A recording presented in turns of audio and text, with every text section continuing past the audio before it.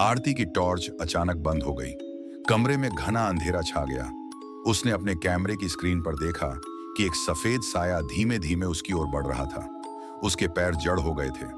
उस साये की आंखें चमक रही थीं और उसमें से एक भयानक ठंडक महसूस हो रही थी।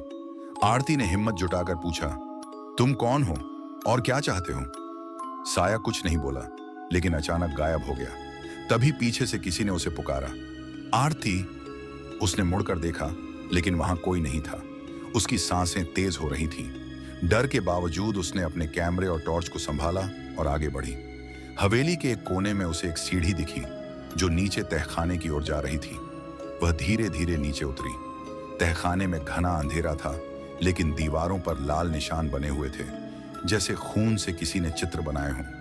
तहखाने के बीचों बीच एक पुराना लकड़ी का ताबूत रखा था। आरती ने उसे ध्यान से देखा। ताबूत पर एक नाम लिखा था, अनामिका।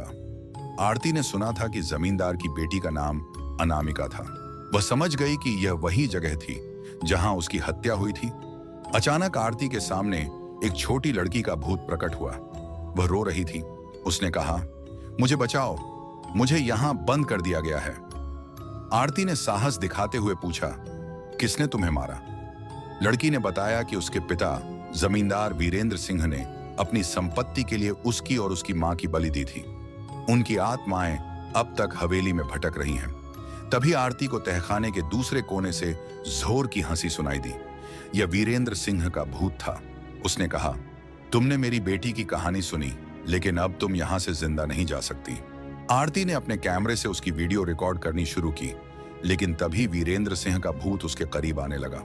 कमरे का तापमान और ठंडा हो गया। आरती ने जैसे तैसे तहखाने से बाहर भागने की कोशिश की। हवेली के हर कमरे में उसे जमींदार की भयानक हंसी और चीखें सुनाई दे रही थीं। उसे लगा कि हवेली में एक शक्तिशाली शाप है जो तब तक खत्म नहीं होगा जब तक वीरेंद्र सिंह की आत्मा को शांति नहीं मिलती।